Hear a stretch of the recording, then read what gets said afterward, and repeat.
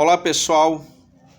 Pessoal, devido ao coronavírus, as igrejas estão sendo restringidas pela justiça de realizar os seus cultos, as suas cerimônias.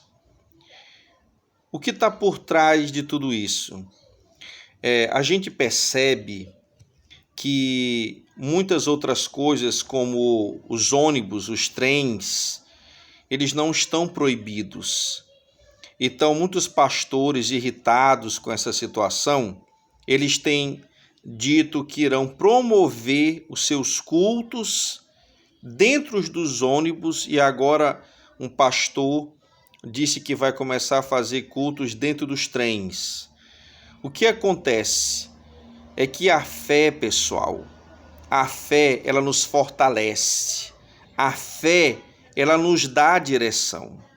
Então, o que está por trás de tudo isso é a vontade de cultuar, é a vontade de estar em um ambiente de fé. A gente liga a televisão e a gente vê o desespero das pessoas, a gente vê a dor das pessoas, pelos jornais principalmente. Então, há ali um clima de terror, há um clima de abandono, é ou não é? Então a igreja, ela sempre teve a missão de salvar, seja o corpo e seja a alma das pessoas, mas ela sempre teve a missão de salvar, né? Jesus, quando ele orava por uma pessoa e a pessoa alcançava a cura, ele dizia: a tua fé te salvou.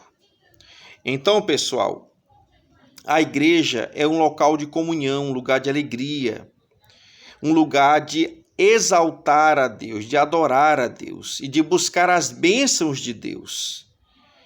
Então, por isso que há essa insistência de muitos pastores para que os cultos presenciais voltem a acontecer.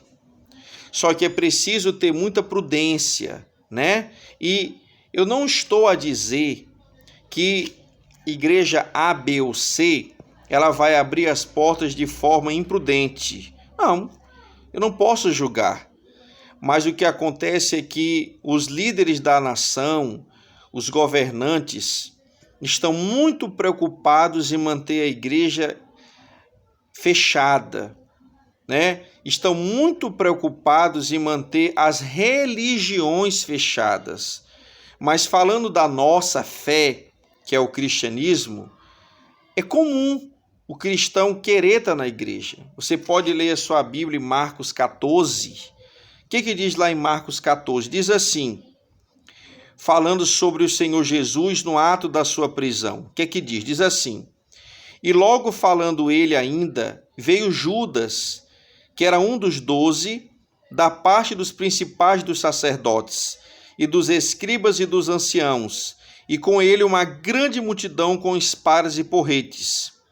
Ora, o que o traía tinha-lhes dado um sinal, dizendo: aquele que eu beijar, esse é, prende-o e leva-o com segurança. E logo que chegou, aproximou-se dele e disse-lhe: Rabi, Rabi, e beijou-o. E lançaram-lhe as mãos e o prenderam.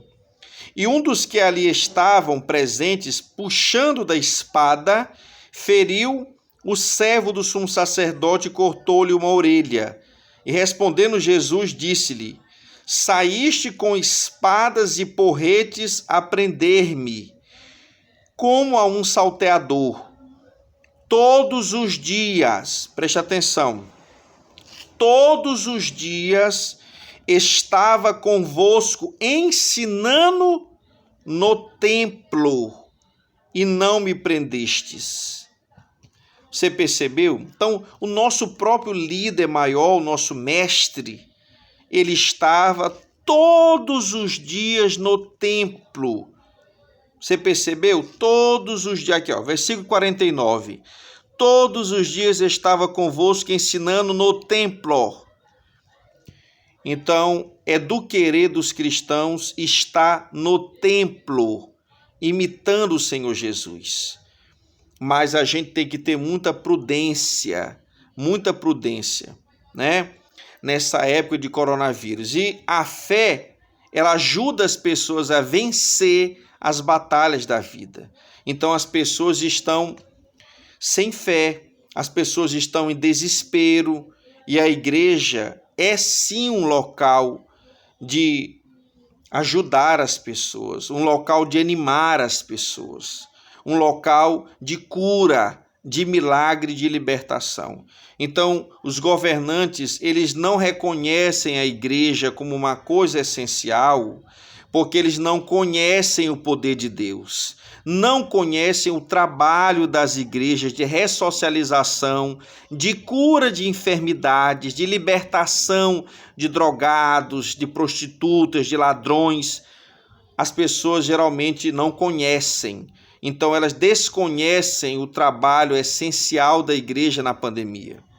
É uma pena, mas a gente tem que saber lidar com essas situações, entendeu? Saber lidar, ter paciência para lidar com essas situações, porque a perseguição, ela sempre vem.